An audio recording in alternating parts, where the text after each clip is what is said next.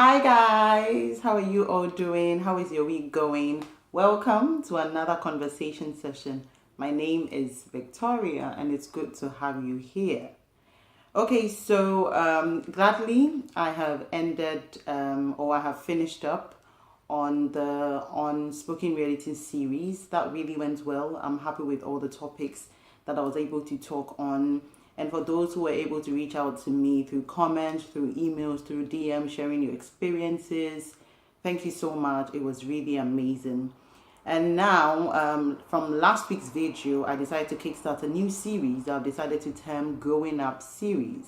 Yeah, because we are all growing, right? I mean, from the point of birth, everybody grows. And as we're growing, things are changing. There are things that we are learning. There are things that we are getting better at. We're developing skills. We're gaining new abilities. So yeah, I just wanted to have a conversation. Now, in this series, guys, I'm going to be touching on a few topics. So one of them is about education, because everybody goes to school. Okay, maybe not everybody goes to school, but I mean, we all go through the educational process some way or the other. And it's very, very important, right? From an early age of 2 years old, kids begin, the climbing the ladder of education. So one of the topics under the series, I want us to talk about education. Is it a competition? Is it a necessity? Is it definitely a pathway to greatness in life? Is there some truth in what we've been told about education being the key? What are some of the lies? What are some of the things we found out? Yeah, so that will be under education and other interesting topics.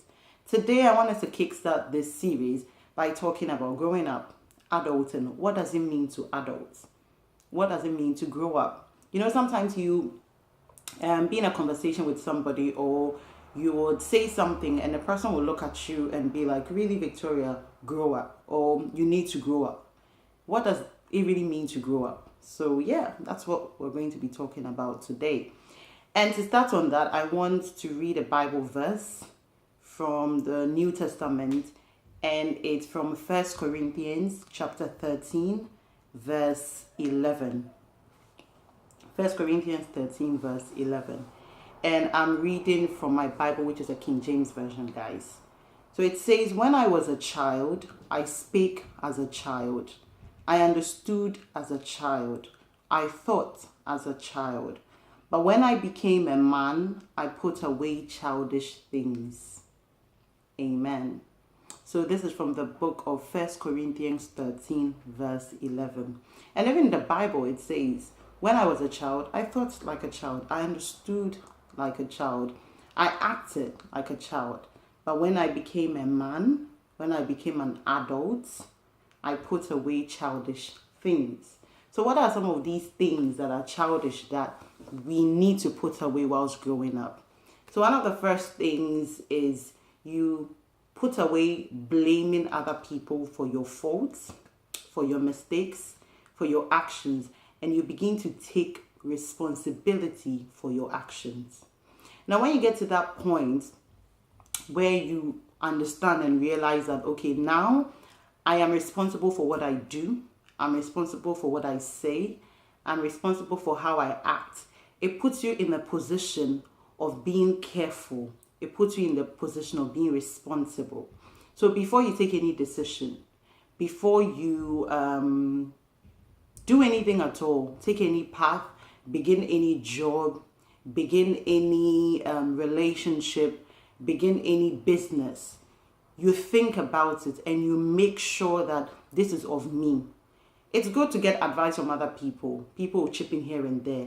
But even if you're going to take somebody's advice, let it be that this is the advice this person gave me. But I have thought about it and I see the sense in it. And so I have decided to go by this path that this person suggested. So that when the results come, it can be I decided. This person advised me, but I decided to go this path and I have gone that path. So whatever the consequence is, whatever the outcome is, you are responsible for it. We hear so much about happiness lies within. That if you want to really and truly be happy, you have to first find happiness within yourself. And growing up, I've realized that is so true. When we're young, happiness was about being around people who had things in common with you. Either it being the fact that they like the same movie as you, they enjoy the same songs as you, or they have the same hobbies as you. And so you were happy when you were in the company of people like that. One of the things I realized is when I was growing up, I would do anything just to fit in. So when I go somewhere, even if there are things that people are doing that I know that at home, my parents don't allow me to do it. My parents have taught me, Victoria, this is bad. Because I'm outside and I want to fit in, I will do anything possible just to fit in. But growing up, adulting, one of the things I've learned is you can't always just want to fit in. You have to be your own person. You have to find contentment and happiness within yourself. Because if you go out looking for it from other people, guess what? Just as much as you are looking for happiness from other people, they are also out there looking for happiness from other people as well. And so if they don't have it, they can't give it. It's the same way if you don't have it, you cannot give it. So all you get is people who are together, yet they are frustrated together. You find that people are in the midst of other people, yet they are still lonely, yet they are still bored. You're thinking that shouldn't be the case, right? But that's because they have not learned to find happiness from within. They have not learned to be content with who they are. They have not found their own person, what they believe, what they stand by, who they are, how they want to act. They are waiting to get approval from other people. And as much as you live your life like that, you may never ever achieve complete happiness.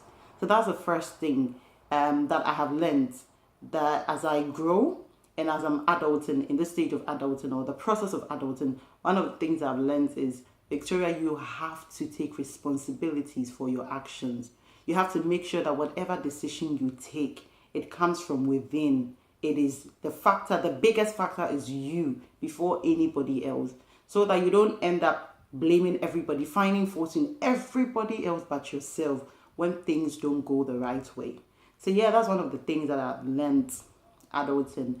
The second thing is certain things are off topic to joke about.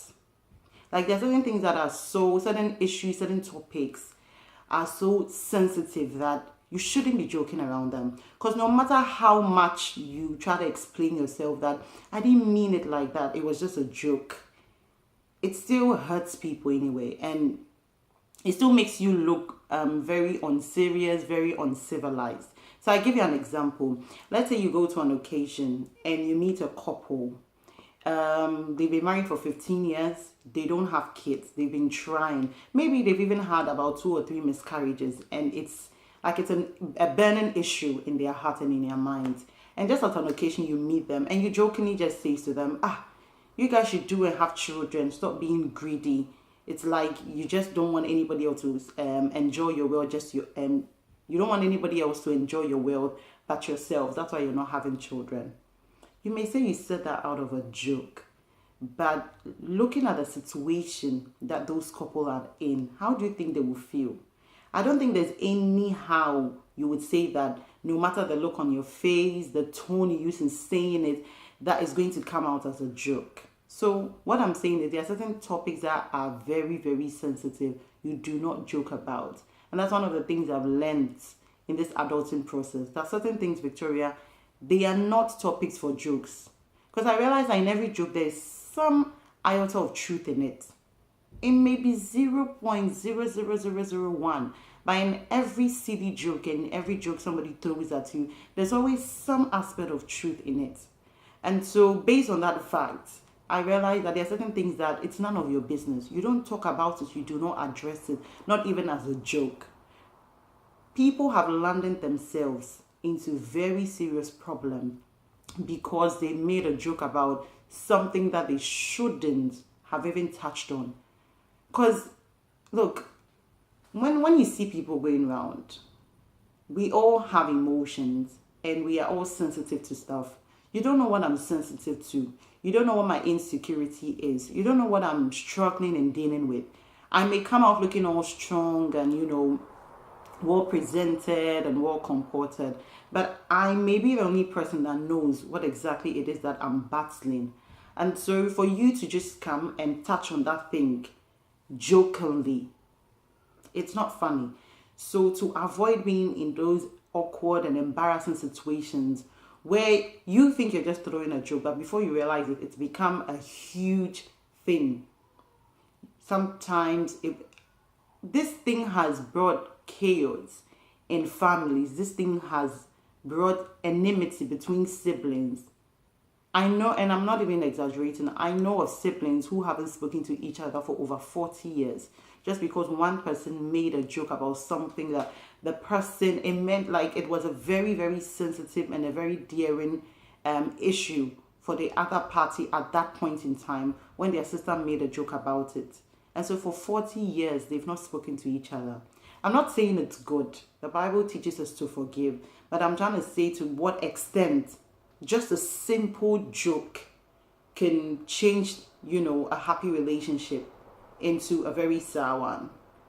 So, yeah, that's one of the things. Learn what to joke about. In fact, growing up, I realized that if you're not a comedian, what are you joking for?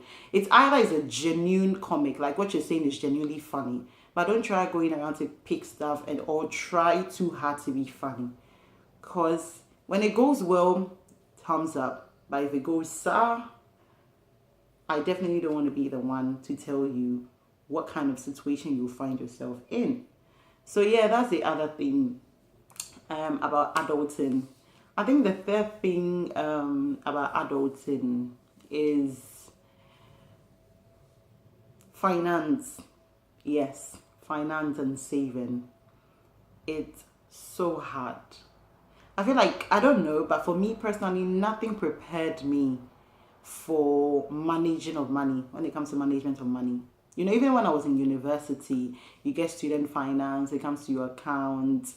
It's still sort of a bit okay because even at that point, my parents understood, okay, I'm a student, so I'm likely to overspend, I'm likely to need money for things.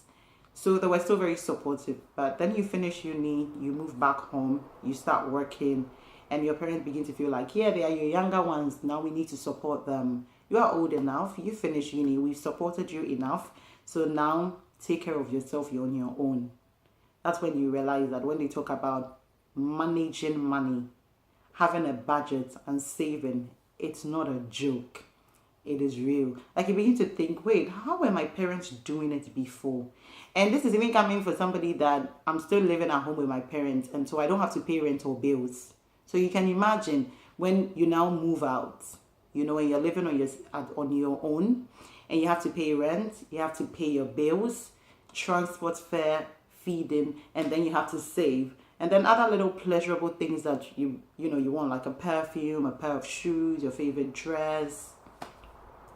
It's such a big part of growing up. And it's something that I was advising somebody just a few days ago. She's 16, 17. I said to her, I'm very happy that you're thinking of saving now, because it's a good habit to develop when you're very young. Then when you grow up, it doesn't just dawn on you, because it's really, really crazy, guys. It's really crazy.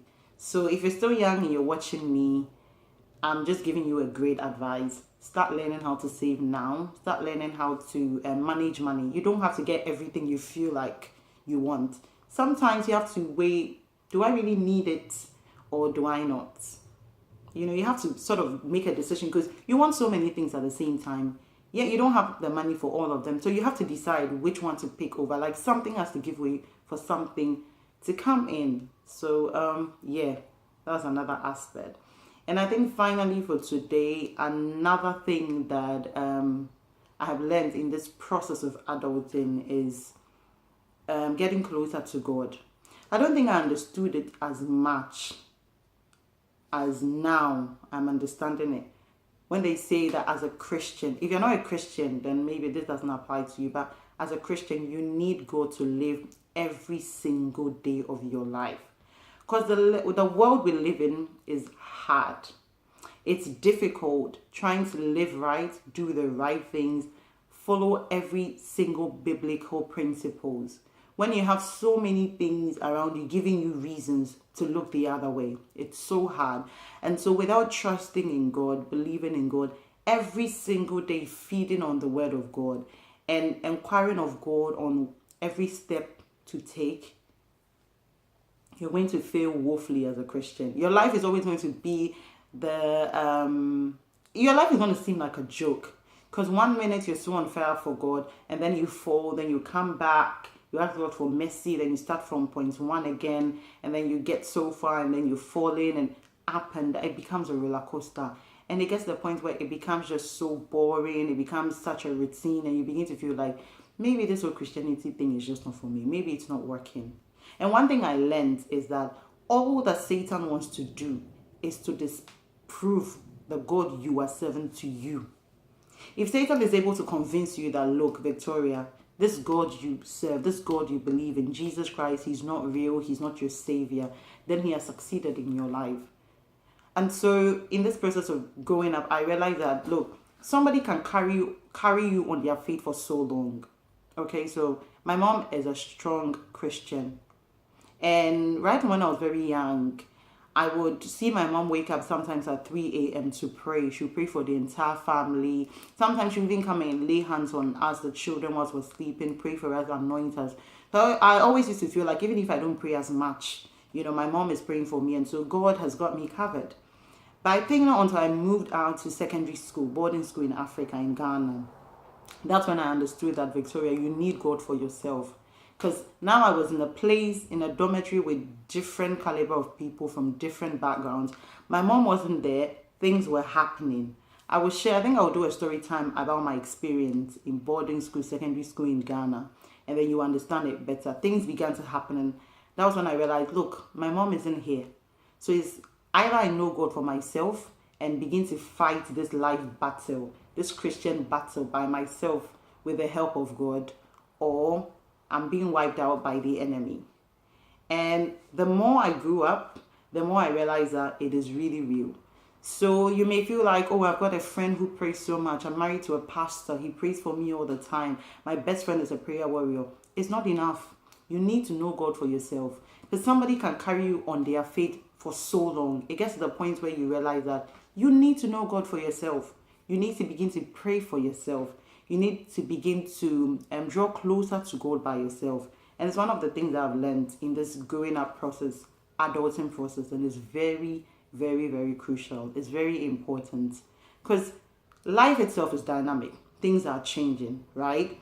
And the pace at which things are changing, most times it's not the pace at which we are, evolving with it.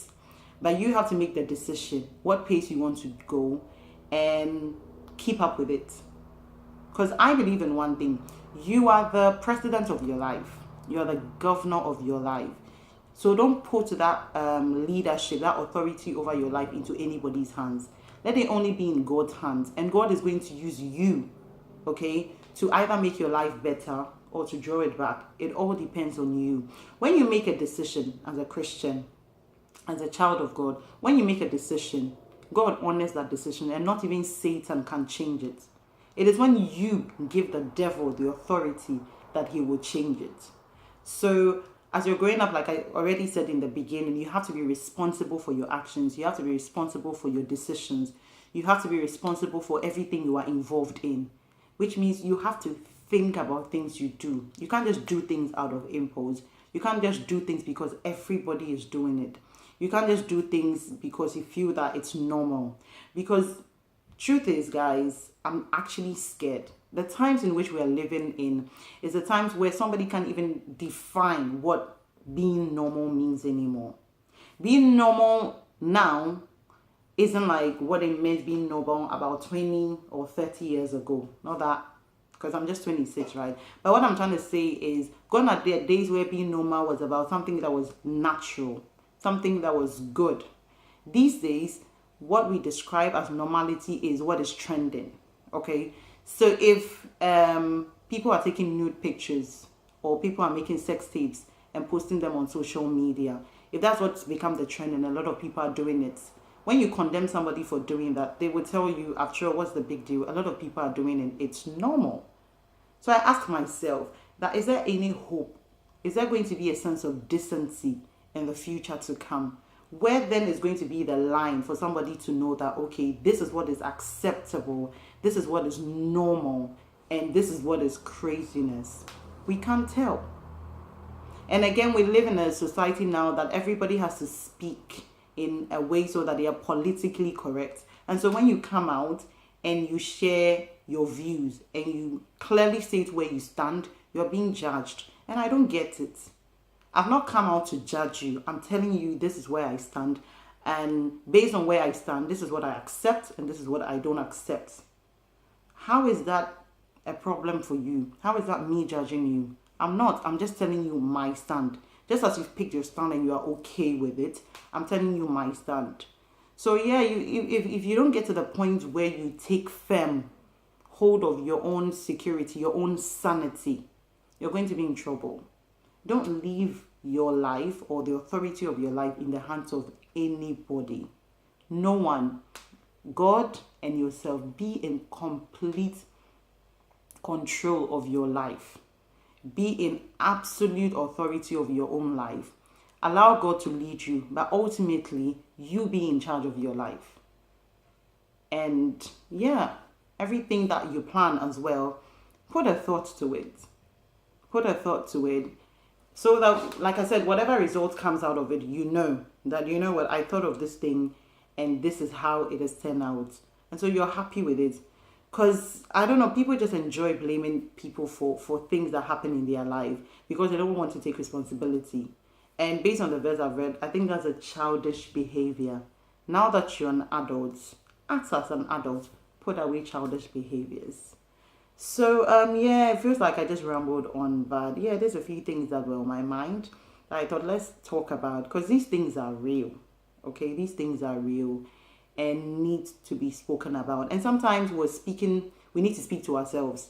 So as much as I'm recording this video, I'm actually also speaking to myself, reminding myself certain things that, look, Victoria, this is how certain things are supposed to be like, and this is how you're supposed to act. So, yeah, I think I'll just leave it here. And hopefully next week, I'm going to talk about education. Yeah, what I feel about education. I mean, I graduated from university last year. And there's certain things I'm like, the way I thought or what I thought when I finished uni, my life was going to change. It hasn't. And I'm like, is it just me? Or is that what it is? Or did somebody lie to us? So yeah, stay tuned next week so we can have that conversation. Until then, stay also.